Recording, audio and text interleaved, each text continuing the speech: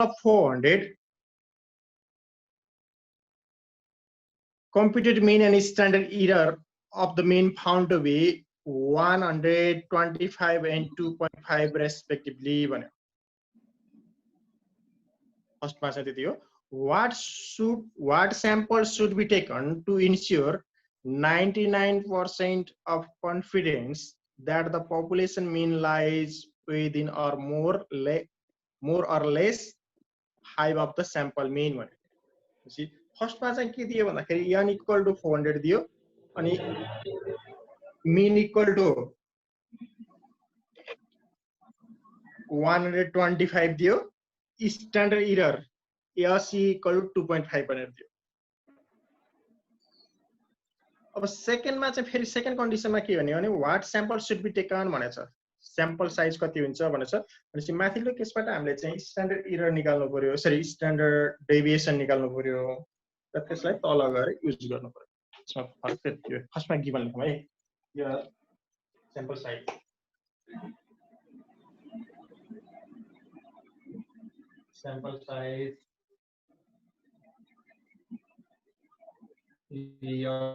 equal to 400 mean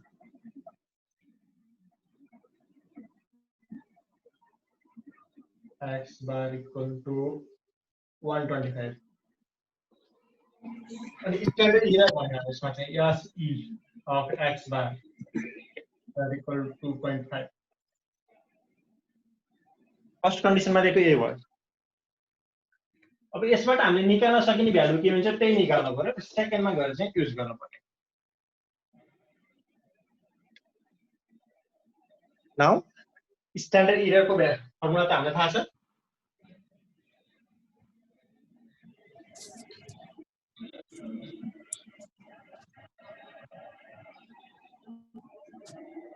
SE of x bar equal to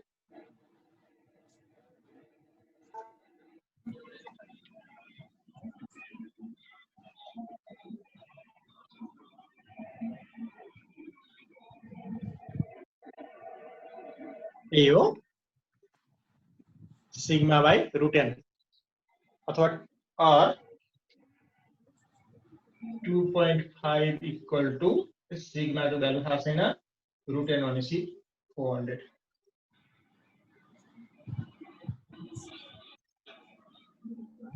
route over 400 भनेको 20 आउँछ. 20 into 2.5 भनेपछि therefore sigma equal to 50 that equal to 50. अब एउटा case हामीले सिद्ध्यायौं. अब सेकेन्ड कन्डिसनको अर्को क्वेशन सोधेछ फेरि यसमा. what sample should be taken भन्यो. अब अगेन हेरौँ है. what sample should be taken to ensure 99% confidence limit. confidence limit दियो 99% confidence limit of the population means lies or more or less high of the sample mean. Okay, again given लाई लेखौँ है. Again 1 minus alpha equal to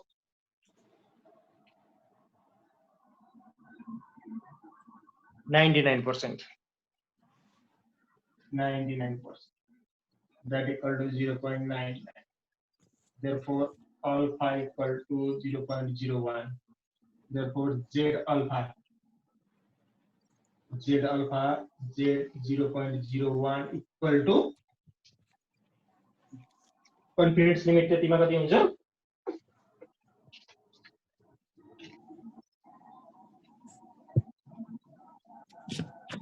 2.58 हो.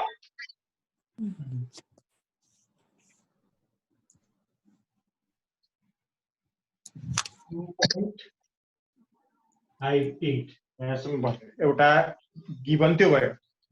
अब अर्को error दिएछ. Error of estimate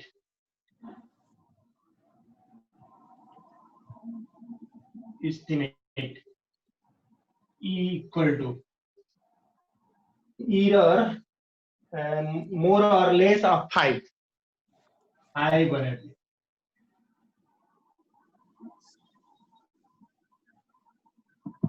त्यसपछि बाँकी एउटा के दियो स्ट्यान्डर्ड डेभिएसन अहिले माथि निकालिसकेका छौँ अब n निकाल्ने त भयो नि हैन we know nu n equal to what sir माथिले हजुर माथिले माथिले मिल्दैन है new sample size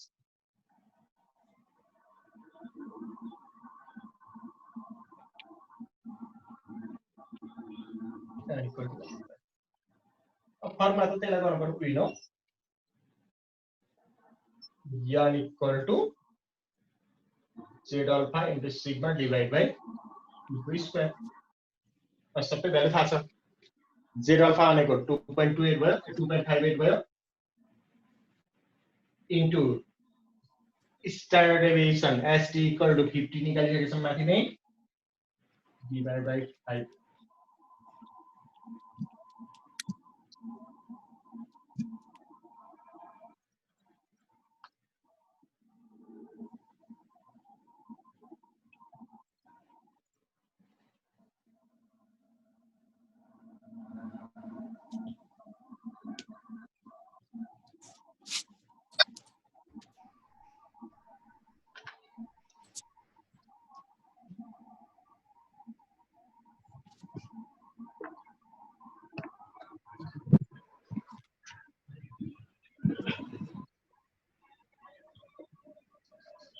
665.6 त्यसलाई राउन्ड अप गर्नु पर्यो है 666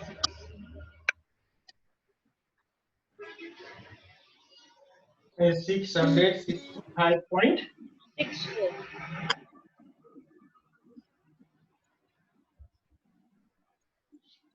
के हुन्छ 66 yes sir.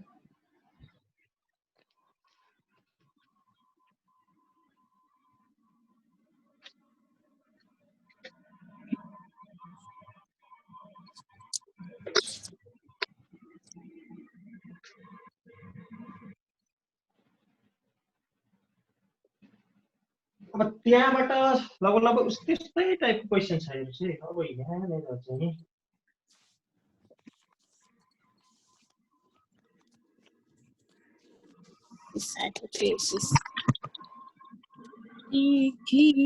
तिमीलाई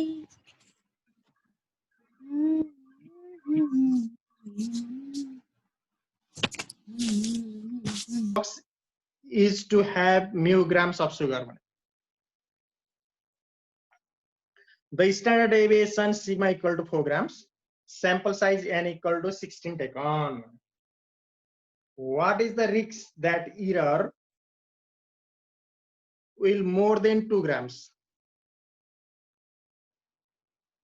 If the sample size is increased to 64, how will the risk affected the standard deviation and the error remaining the same?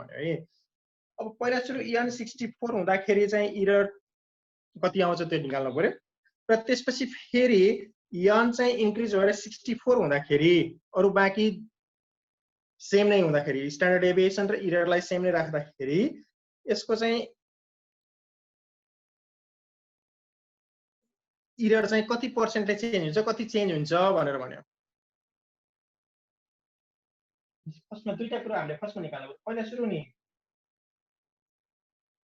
Error निकाल्नु पर्यो अल्फा निकाल्नु पर्यो हैन अनि दोस्रोमा नि गएर फेरि अल्फा निकाल्नु पर्यो दोस्रो यानमा पनि गएर अल्फा निकाल्नु पर्यो त्यहाँ गर्दाखेरि कति फरक पर्छ भन्छ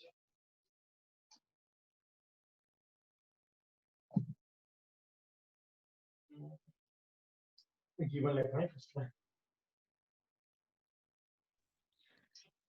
standard deviation sigma equal to 4 मा 16 बाट 22 सम्म के डिफरेन्स छैन सर छैन खास त्यस्तै छ है सकिन्छ त्यत्रो सकिन्छ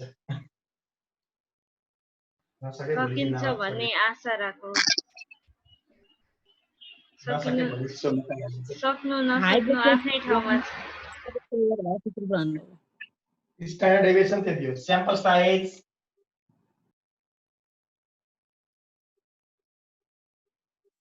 n equal to 16 is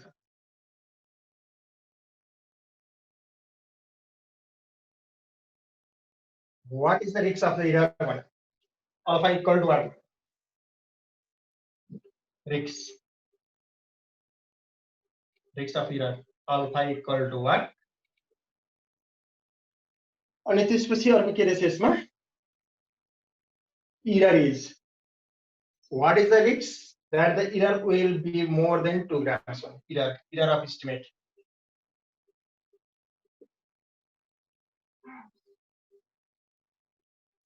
Equal to 2. अब रिस्क र इररमा फरक यही हो है। जस्तै error is the difference between the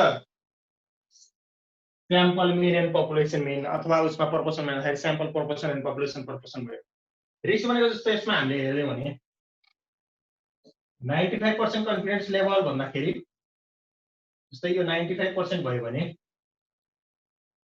यो कन्फिडेन्स लेभल भयो भने 95% भयो भने अब बाँकी यो भाग र यो भाग जोड्दाखेरि कति हुन्छ 5% टोटलमा गरेर 5% is the risk. 95% confidence level हुँदाखेरि 5% कन्फिडेन्स सरी रिस्क भयो। अब 5% रिस्क भनेपछि यतापटि 2.5% यतापटि पर्छ भने 2.5% चाहिँ यतापटि पर्छ नि हैन 5% भनेपछि रिस्क चाहिँ यो दुई साइडमा बाँडिन्छ र हामीले निकाल्नु पर्ने अल्फा इक्वल टु वाट हो। एक साइडको निकाल्यौं भने अल्फा बाइ 2 आउँछ। यो अल्फा बाइ 2 हो, यो पनि अल्फा बाइ 2 भयो हैन। यो भनेको 1 माइनस अल्फा।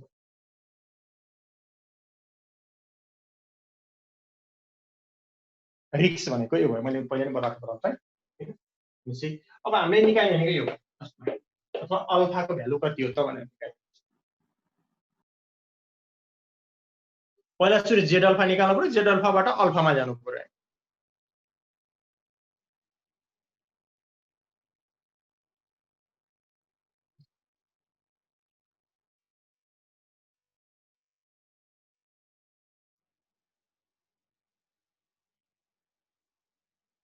नाउ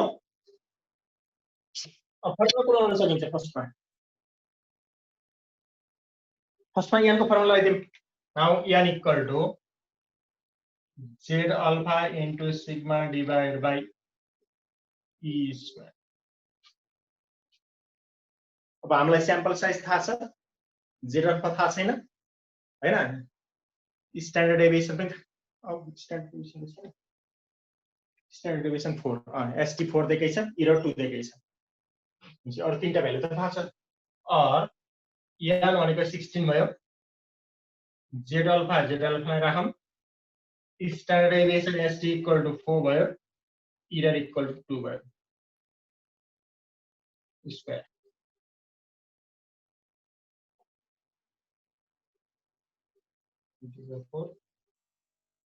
और 16 equal to Z alpha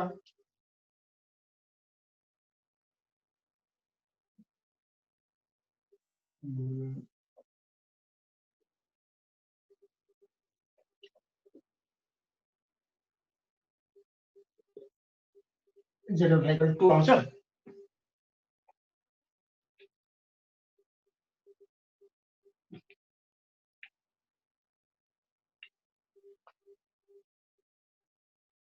Z alpha equal to 2 आयो। अब हेर्नुस् है यहाँ क्लियर भयो।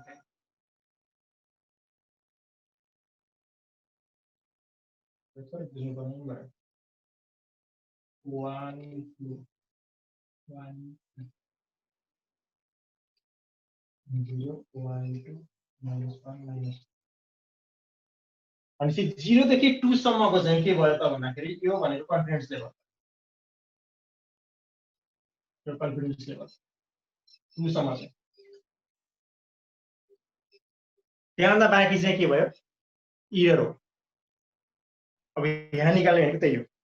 Now the area between. अब हामीलाई 0 देखि 2 बीचको एरिया निकाल्नु पर्यो फर्स्टमा, अनि त्यसपछि बल्ल हामी के गर्छौं 0 देखि यहाँसम्मको एरिया निकाल्छौं, अनि 0.5 बाट यति घटाउँछौं, त्यसपछि बाँकी यहाँ आउँछ। माथिको मेट है। Now the area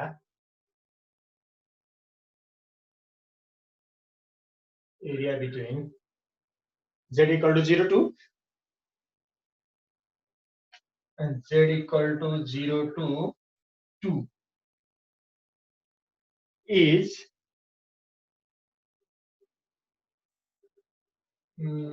from table is भनौँ न table is 0 देखि 2 बिचको एरिया कति हो त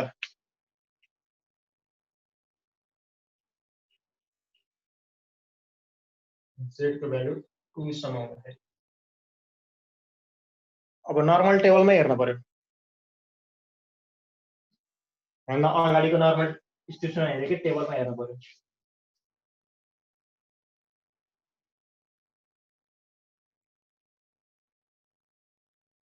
0.4772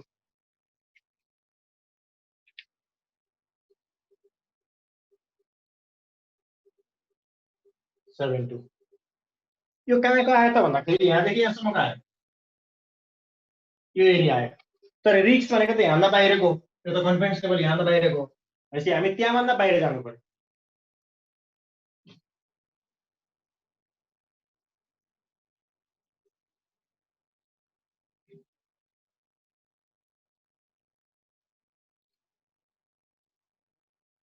therefore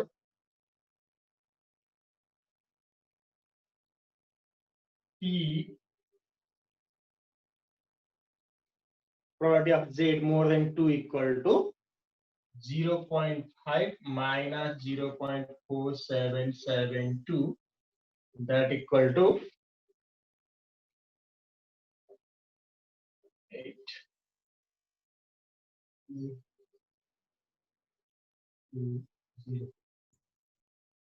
0.0228 यता साइडको त निकाल्यौं यो साइडको त आयो इरर अब यो साइडको पनि त सेम हो नि अगेन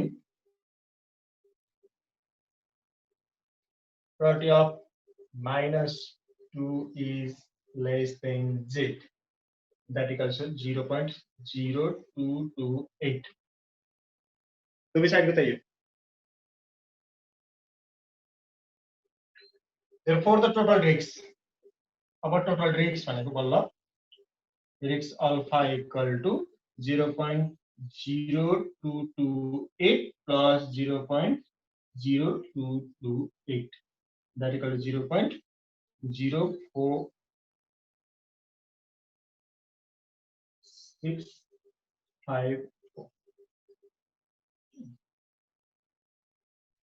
टोटल रिस्क यति आयो भनेपछि अब हामीले क्वेशनले सोधेको के थियो यहाँबाट हामीले के गर्यौं भन्दाखेरि एक साइडबाट फर्स्टमा हामीलाई गिभन के थियो स्ट्यान्डर्ड डेभिएसन दिएको थियो र त्यसबाट हामीले रिस्क निकाल्नु पर्ने थियो रिस्क भनेको अब 95% हामीले z इक्वल टु 2 हुँदाखेरि z इक्वल टु 2 चाहिँ कन्फिडेन्स लेभल भयो त्यो हुँदाखेरि त्योभन्दा बाहिरको चाहिँ के भयो रिस्क भयो त्यो गर्दाखेरि एक साइडको चाहिँ रिस्क भनेको 0.0228 आयो र यो साइडको त्यो हुन्छ नि यो साइडको बराबरै हुन्छ त्यही भएर -2 देखि तलको यो पनि कति आयो 0.0228 नै आयो भनेपछि टोटल रिस्क भनेको alpha by 2 plus alpha by 2 हो दैट इक्वल टु 0.456 भयो अब यसपछि क्वेशनले के सोधेछ भन्दाखेरि अझै यसमा जोड्दैछ क्वेशनले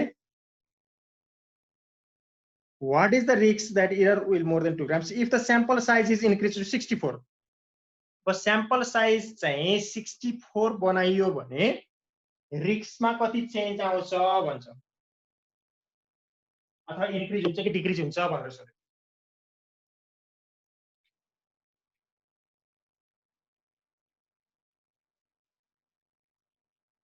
भनेपछि अब हामीले त्यो निकाल्नको लागि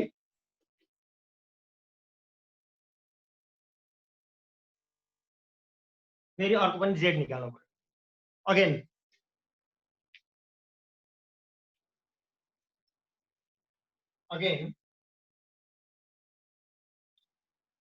if n equal to 64 हुँदाखेरि पहिला 16 थियो 16 बाट 64 हुँदाखेरि रिस्कमा कति चेन्ज हुन्छ भनेर सोधेको भनेपछि n equal to यसमा पनि n equal to z alpha into sigma divided by e if standard deviation and error remains the same भनेछ स्ट्यान्डर्ड एरर र इरर चाहिँ सेम हुँदाखेरि n लाई 64 पुर्याउँदाखेरि टोटल रिस्कमा कति घटबड हुन्छ अथवा कति चेन्ज हुन्छ भनेर सोधे। That equal to R 64 equal to z alpha into standard deviation लिएको 4 divided by q square. You see, therefore z alpha equal to 4.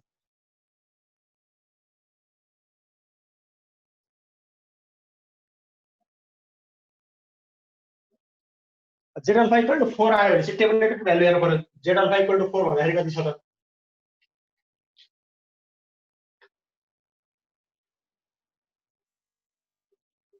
The area of Z alpha अथवा area between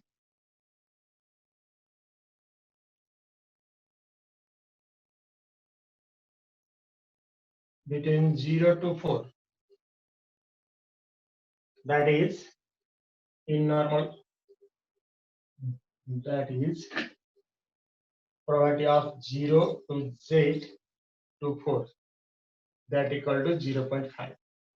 किनभने 3.3 भन्दा माथि आउने बित्तिकै कति हुन्छ 0.5 टोटल नै एरिया हुन्छ हैन। यहाँ जस्तै 3 सम्म पुगेको थियो, 3 भन्दा माथि जाने बित्तिकै 0.5 नै हुन्छ।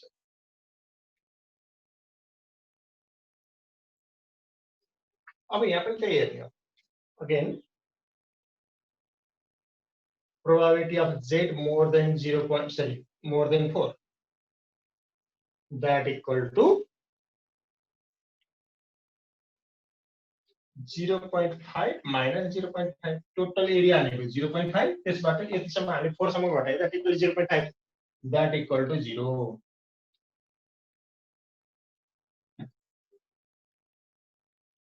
Therefore total risk अब लेफ्ट हैंड साइड पनि त्यही हो, राइट हैंड साइड पनि त्यही हो। -4 is less than Z, that equal to also 0. त राइट साइड को 0 आउँछ नि लेफ्ट साइड को 0 आउँछ। Therefore total risk equal to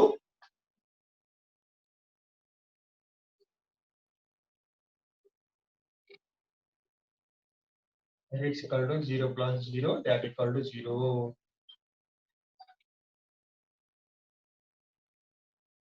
अब यहाँ लास्टमा कन्क्लुजन लेख्नु पर्यो। अल्फा लेख्नु पर्यो। पहिलाको अल्फा भनेको हाम्रो 0.0456 आएको थियो। अहिलेको अल्फा भनेको 0 आयो। भनेपछि अब इरर चाहिँ के भयो, रिस्क चाहिँ के भयो त? If sample size is increasing, अब यहाँ चाहिँ लेख्नु पर्यो। If sample size is increasing 16 to 64, then the risk is decreased. So the total risk कसरी 0 भयो? यस्तो भयो के हुन्छ त। अब 0 देखि 4 सम्मको probability of 0 to 4 भनेको 0.5 नै भयो। तो टोटल यसले 0. यतापट्टि साइड 0.4 भनेपछि यो 1 2 3 4 सम्म जाँदाखेरि त्यसले टोटल एरिया कभर गर्यो, त्यो भनेको 0.5 नै भयो। भनेपछि अब 4 भन्दा उतापट्टि कति छ त? 4 सम्म त 0.5 भनेपछि 4 भन्दा उता कति छ त भन्दाखेरि टोटल माइनस 0.5 भयो। टोटल माइनस 0.5 भनेपछि 0.5 माइनस 0.5, यहाँ भन्दा उतापट्टिको सबै 0.5। अब 4 सम्म जाँदाखेरि 0.5 भनेपछि अब 4 भन्दा उतापट्टि कति छ भन्दाखेरि कति पनि छैन, त्यही भएर 0 नै भयो हैन। यतापट्टिको 0 हुन्छ भने यतापट्टिको पनि 0 नै हुन्छ, त्यही भएर टोटल रिस्क भनेको 0 नै भयो। हामीले 3 point something मा पुग्दाखेरि 0.5 ठ्याक्कै आउँछ हैन। अब 3 मा हेर्दाखेरि 99.74 आउँछ। 3 मा यदि एरिया हेर्दाखेरि 99.74 सम्म आउँछ। भनेपछि 4 मा पुग्दाखेरि त्यही भएर 100% पुगिहाल्छ। त्योभन्दा माथि जाने बित्तिकै 100% भनेर लिन्छौँ। भनेपछि त्यही भएर 4 सम्म जाँदाखेरि 100% भनेको यतापट्टिको पुरै भाग लिने भनेको हैन। 4 को बिचमा हेर्दाखेरि 0.5 यतापट्टिको पुरै भयो 0 देखि 4 सम्म जाँदाखेरि। अब 0 देखि 4 सम्म जाँदाखेरि 0.5 हो भने 4 भन्दा माथि कति हो त भनेर हेर्दाखेरि टोटल एरिया भनेपछि यहाँ यताको सबै एरिया माइनस 4 सम्मको एरिया भनेपछि 0.5 माइनस 0.5 दैट इक्वल टु 0 भयो। अब यहाँ के आयो त भन्दाखेरि स्याम्पल साइज 16 बाट 64 सम्म इन्क्रिज गर्दाखेरि risk is decrease from 0.0456 to 0 हुने। स्याम्पल साइज इन्क्रिज गर्दाखेरि चाहिँ रिच चाहिँ के भयो डिक्रिज भयो। यो क्वेशन र 22 र 23 चाहिँ उस्तै टाइपको छ। यसलाई हेर्नु होला। भोलिबाट हाइपोथेसिस पढाउँदा सर। भोलि हाइपोथेसिस एउटा गर्नुपर्छ।